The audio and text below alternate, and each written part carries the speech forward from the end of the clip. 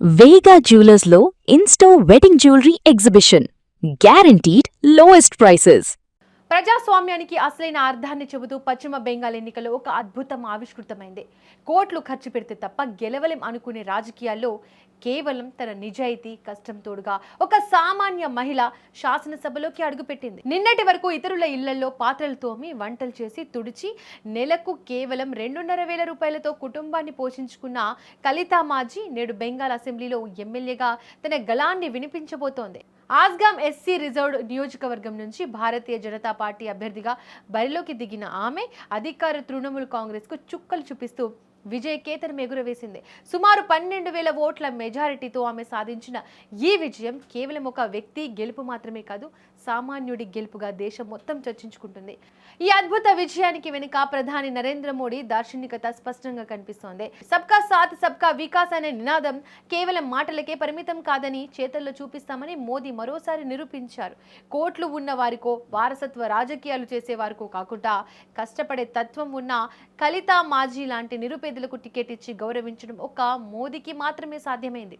సామాన్య ప్లంబర్ భార్య అయిన కలితాను శాసనసభ్యురాలిగా చూడడం మోదీ పేదరికంపై సాధించిన నైతిక విజయం. కలితా మాజీ ప్రస్థానం ఎంతో స్ఫూర్తిదాయకం. గత 2 దశాబ్దాలుగా ఆమె ఆస్గాం ప్రాంతంలోని పలు ఇళ్లలో పని మనిషిగా తన జీవితాన్ని సాగిస్తోంది. బీజేపీ ఆమెను అభ్యర్థిగా ఎంపిక చేసినప్పుడు చాలా మంది ఆశ్చర్యపోయారు. కానీ కలితా మాత్రం తన నిరాడంబరతను ఎక్కడా కోల్పోలేదు. పార్టీ ఆమెకు టికెట్ ఇచ్చి ఎమ్మెల్యే అభ్యర్థిగా ప్రకటించిన తర్వాత కూడా ఆమె తన వృత్తిని గౌరవిస్తూ ఇళ్లలో పనులకు వెళ్లడం విశేషం. పొద్దున్నే లేచి ఇళ్లలో పనులు పూర్తి చేసుకుని ఆ తర్వాతే ఎన్నికల ప్రచారానికి వెళ్లేది. ఒక పక్క గరిట తిప్పుతూనే మరోపక్క ఎన్నికల గోదాలో ప్రత్యర్థులను ధీటుగా ఎదుర్కొంది. ఆమె సామాన్య స్థితిని చూసి నియోజకవర్గ ప్రజలు నిరాజనాలు పట్టారు. ఫలితంగా ఆమెకు ఏకంగా 1,07,692 ఓట్లు పోలయ్యాయి. బెంగాల్ రాజకీయాల్లో కలితా విజయం ఒక పెను సంచలనంగా మారింది. అధికార మదంతో ఉన్న ప్రత్యర్థులకు ఆమె ఒక గట్టి సమాధానమే చెప్పింది. ఆమె భర్త ఒక సాధారణ ప్లంబర్ కాగా వారికి ఒక కుమారుడు ఉన్నారు. పేదరికం ఎన్ని ఇబ్బందులు పెట్టినా క్రమశిక్షణతో కూడిన రాజకీయ ప్రయాణం ఆమెను ఈరోజు ఈ స్థాయిలో నిలబెట్టింది. ఆమె గెలుపు వార్త తెలియగానే ఆస్గాం ప్రజలు సంబరాల్లో మునిగిపోయారు. పశ్చిమ బెంగాల్ మొత్తం ఈసారి బీజేపీ వైపు నిలిచి ఆ పార్టీకి 206 స్థానాలను కట్టబెట్టడంలో కలితా వంటి సామాన్యుల పాత్ర ఎంతో ఉంది. మమతా బెనర్జీ నేతృత్వంలోని టీఎంసీ 81 స్థానాలకే పరిమితం కావడానికి కలితా లాంటి నేతలే ప్రధాన కారణం.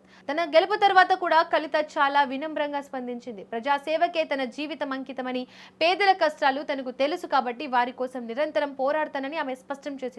ఒక సాధారణ పని మనిషి శాసనకర్తగా మారడం భారత ప్రజాస్వామ్య వ్యవస్థ గొప్పతనానికి నిదర్శనం.